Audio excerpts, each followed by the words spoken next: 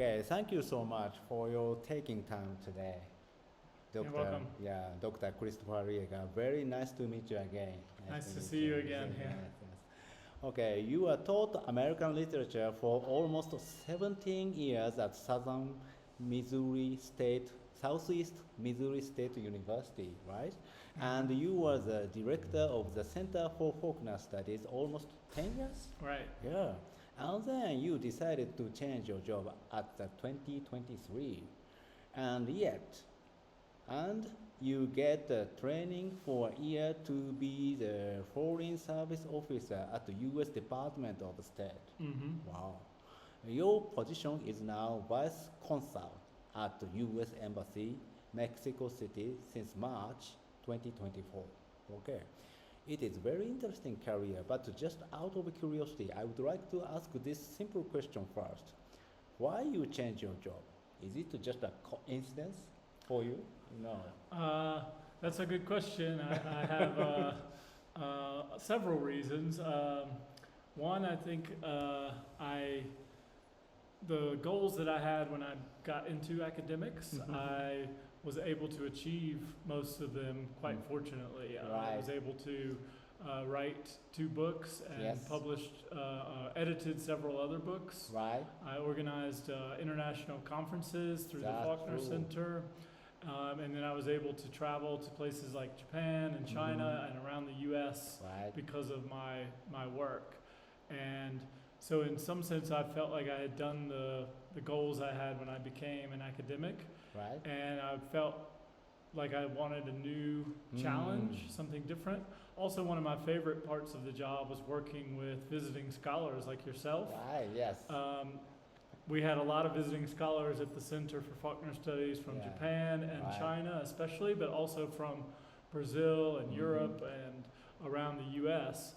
And that was one of my favorite parts of the job was understanding similarities and differences between American culture and Japanese culture Right. or Chinese culture or Right. writers in America and Japanese writers. And I tried to publish some works. Yes. I did publish some works comparing Faulkner and Right. Japanese authors, Yes. Chinese authors. That's true. And so my trips to Japan and China were some of my favorite experiences Wow. It's as my a professor. pleasure. Yes. So I found a new career that lets me travel the world even more, Right. Yes. and also still learn new skills, Right, which yes. is always something that keeps you young, I think, to That's true. learning a new language and new skills all the time. I think I agree with you that if you are learning the new language, your brain refreshing a little, Right. so it's Yeah. kind of becoming a little younger, you know. Exactly. You are Yeah. exactly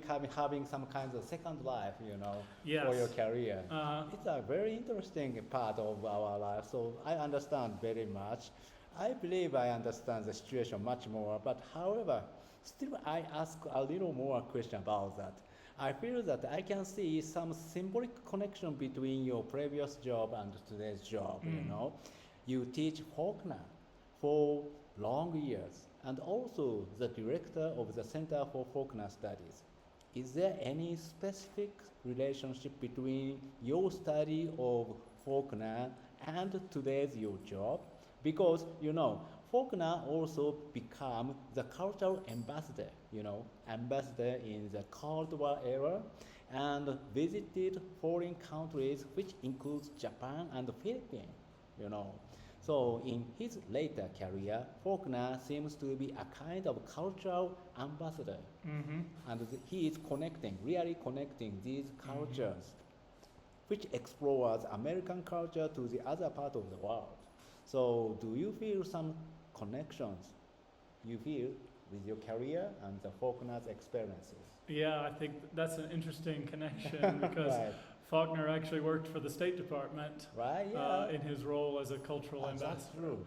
Yeah, it was part of a program that doesn't exist anymore that the State Yes. Department used to have, but they Yes. have similar ones now, kind of cultural exchange programs. And yeah, especially I think, like you mentioned, Faulkner's visit to Japan, which is his most famous one, I Right. think.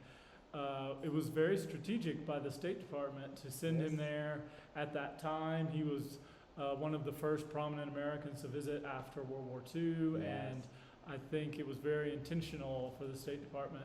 So Wow. yeah, I think I do see a connection that Faulkner was a kind of a diplomat Yes. in a way, and so I think it's fitting and maybe a little ironic that I'm following in his footsteps that way. That way, yes. Yet again, you That's know.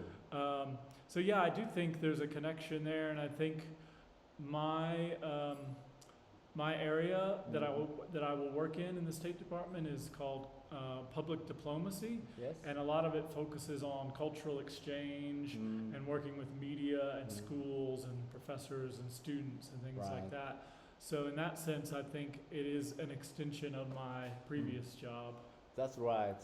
It's a kind of a little ironical. You said that. It seems very ironical for me because, you know, in the early stage of the Faulkner's career, Faulkner actually declaring that he seems to be hating, you know, the U.S. government. You know, he is actually stand a kind of the opposite side of the U.S. policy or something like that. He is actually do not believe in, you know, the U.S. policy about the South, you know, in a way. But Yeah. very ironically, especially after the Nobel Prize or after the World War II, he is literally becoming a kind of the agency of the American government. And he is visiting the Philippines and Japan, and very effectively he tells some kind of the message from the U.S. to the Japan was U.S. to Philippines. In a way, it's a very effective cultural communication with Yeah. each other. How do you feel about that? Is it a very good thing for you to, or how do you now you can interpret it from your position now? Yeah, I think that's a good point about Faulkner changing Yeah. his ideology a little bit later Right. in life. Yes. He, you know, became a little bit more outspoken about being in favor of racial integration, for Right. example, which a lot of his friends and family did not agree with and did not Yes. like. And he later in life he took up some positions that were more in line with the U.S. government as a whole, as opposed to like the South, Yeah, for that's instance. Yeah. So I think that idea of like translating one culture for another Yes. is exactly what my job is, trying to inform people about U.S. Values and culture and literature and arts as a way of changing their opinions maybe about the nation as a whole or the Yeah. government or policies they may That's disagree with, something like that. Yes, translation. In the translation process, sometimes you are actually changing yourselves, you know. So it's a very important point Yeah. for us all. We are always experiencing such a kind of the changing, you know. When you are touching with the other countries, also maybe we are actually realistically touching with, for example, the government or Yeah. some kind of the working jobs. It is a kind of the very strange experience for us, you know. We are practically changing our own attitude Yeah. about our jobs or our own life, maybe. So this is almost the same thing happens to the American literatures or the Faulkner also. Yeah, Yeah. that I agree Yeah. with you. So I think that it is very important point. I always feeling that the Faulkner actually expressing some kind of the South in his literature, but his way to express the South is not so favorable for the Southern people. You know, they actually do not know what. Actually, sometimes hating the Faulkner's works because he is mentioning the African American problem or some kind of the very local problem. He is actually opening up a kind of the black box of the South to the world. It is sometimes a kind of the shameful thing for some people, I think. Right.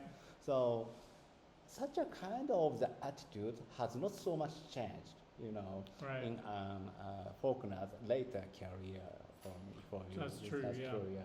So in such a kind of the situation, do you think that the literature study or literary study and the education is still effective to the students? The Faulkner is always challenging, such a kind, very brave. He is very brave. He is always challenging to opening up something, very problems of that local problem. And I also thinking that I also wanting to revealing or opening up some kind of the enigma of our own culture, or kind of the problem of the between the America and Japan. So these are very important tasks for us, for the literature. But in today's world, is it still now effective for us to study literature and opening up such a kind of the problem a little more scandalous way and to actually publish the book about such a kind of the problem in literature study? Is it still effective for us? How do you feel so? I think studying literature is still very useful, can be very useful for students. Right. It doesn't have to be only leading to a career as like a scholar or a teacher, Right. but for any students, I think studying literature can expand the way they see the world and Yes. the way they think. Literature exposes you to lots of different viewpoints. Yes.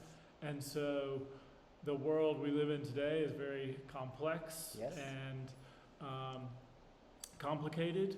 And so when you study literary texts, I think you learn how to deal with ambiguity and Yeah. complexity. Yeah, right. And the world is very ambiguous, very complex. And whatever job a student gets, Right. they'll have to deal with situations and facts Yes.